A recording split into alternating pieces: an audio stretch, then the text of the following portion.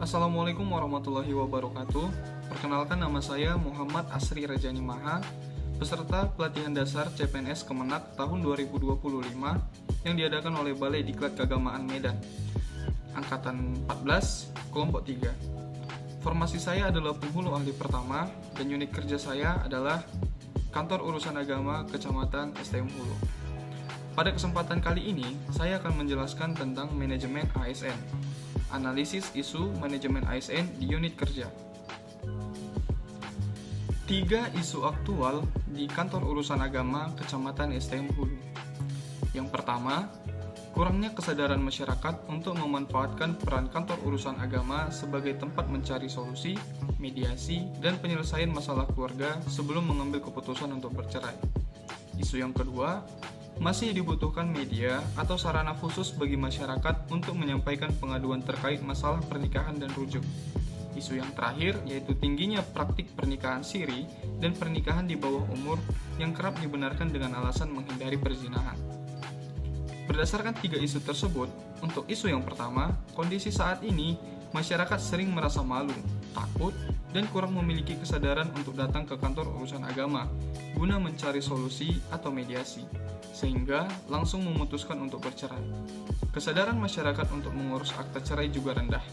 Dampaknya, banyak pasangan langsung memutuskan untuk bercerai tanpa berusaha mencari solusi atau jalan keluar, padahal masih ada kemungkinan untuk mempertahankan rumah tangga. Juga, tanpa kesadaran masyarakat untuk mengurus akta cerai di kantor urusan agama, kesempatan kantor urusan agama untuk memediasi pun terlewatkan. Pihak yang terdampak pada isu ini yaitu masyarakat. Untuk isu yang kedua, kondisi saat ini masyarakat tidak dapat menyampaikan pengaduan ke kantor urusan agama dan sering merasa malu atau sungkan untuk melakukannya secara langsung. Dampaknya, pengaduan dan masukan dari masyarakat sangat berperan dalam mendukung perkembangan kantor urusan agama. Tanpa adanya partisipasi tersebut, perkembangan kantor urusan agama akan berjalan lambat. Pihak yang terdampak untuk isu ini yaitu masyarakat dan kantor urusan agama. Isu yang terakhir, kondisi saat ini yaitu masih terjadi praktik pernikahan siri dan pernikahan di bawah umur. Dampaknya, pernikahan siri dan pernikahan di bawah umur dapat menimbulkan kesulitan dalam pengurusan administrasi di kemudian hari, serta menyulitkan pasangan untuk memperoleh kepastian hukum. Pihak yang terdampak yaitu masyarakat dan negara. Teknik tepisan isu. Di sini saya menggunakan teknik USG. U-nya yaitu urgensi, yaitu seberapa mendesak masalah tersebut perlu ditangani, terkait dengan waktu dan tekanan yang ada untuk menyelesaikannya. S-nya yaitu seriousness atau keseriusan. Seberapa serius dampak masalah tersebut jika tidak segera ditangani, termasuk kemungkinan timbulnya masalah lain. G-nya yaitu growth atau perkembangan. Seberapa besar kemungkinan masalah tersebut jadi memburuk jika tidak ditangani. Berdasarkan teknik analisis isu menggunakan metode USG ini, untuk isu yang pertama mendapatkan total skor 12, untuk isu yang kedua mendapatkan total skor 6, dan untuk isu yang ketiga mendapatkan total skor 11. Jadi, berdasarkan analisis USG, maka yang menjadi core isu adalah isu pertama, yaitu kurangnya kesadaran masyarakat untuk memanfaatkan peran kantor urusan agama sebagai tempat mencari solusi, mediasi, dan penyelesaian masalah keluarga sebelum mengambil keputusan untuk bercerai. Analisis core isu menggunakan teknik Fishbone atau 4S. S yang pertama yaitu sistem, mengacu pada semua proses dan prosedur yang ada dalam suatu organisasi. Surroundings, mencakup faktor-faktor eksternal dan internal yang memengaruhi bisnis. Skills, merujuk pada talenta, keahlian, dan kemampuan yang dimiliki oleh tim atau individu. Suppliers, yaitu pihak eksternal yang menyediakan barang atau jasa penting bagi operasional.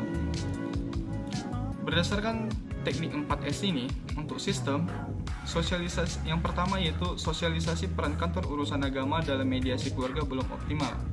Yang kedua, prosedur konsultasi, mediasi di kantor urusan agama kurang terpublikasi dengan jelas.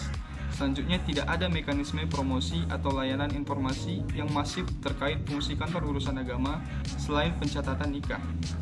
Selanjutnya, jam layanan kantor urusan agama terbatas, kurang fleksibel untuk masyarakat yang bekerja. Selanjutnya, belum ada sistem layanan online untuk konsultasi dan mediasi. Untuk skills, yang pertama yaitu kurangnya pendekatan psikologi atau kultural dalam menangani pasangan yang bermasalah. Selanjutnya, tidak semua petugas kantor urusan agama terlatih dalam komunikasi konseling atau mediasi. Dan yang terakhir yaitu minim pelatihan khusus bagi pegawai kantor urusan agama dalam menangani konflik keluarga. Surroundings. Yang pertama yaitu stigma bahwa kantor urusan agama hanya untuk urusan nikah dan cerai, bukan tempat mediasi. Selanjutnya, tingkat kesadaran hukum dan pengetahuan masyarakat tentang peran kantor urusan agama juga rendah. Selanjutnya, budaya masyarakat cenderung langsung mencari pengadilan atau pihak luar dibanding konsultasi ke kantor urusan agama. Kemudian itu, rasa malu atau gengsi untuk membawa masalah keluarga ke kantor urusan agama. Dan yang terakhir yaitu lingkungan sosial kurang mendukung upaya mediasi sebelum perceraian. Suppliers. Yang pertama yaitu kurangnya dukungan dari pemerintah daerah dalam kampanye peran kantor urusan agama. Selanjutnya, minimnya kolaborasi dengan tokoh masyarakat, tokoh agama, dan lembaga swadaya masyarakat terkait mediasi keluarga. Selanjutnya, anggaran terbatas untuk sosialisasi dan peningkatan SDM kantor urusan agama. Dan yang terakhir yaitu media massa dan sosial media jarang mengangkat peran kantor urusan agama dalam menyelesaikan konflik keluarga. Gagasan kreatif berdasarkan core issue, menggunakan basis media sosial untuk meningkatkan kesadaran masyarakat.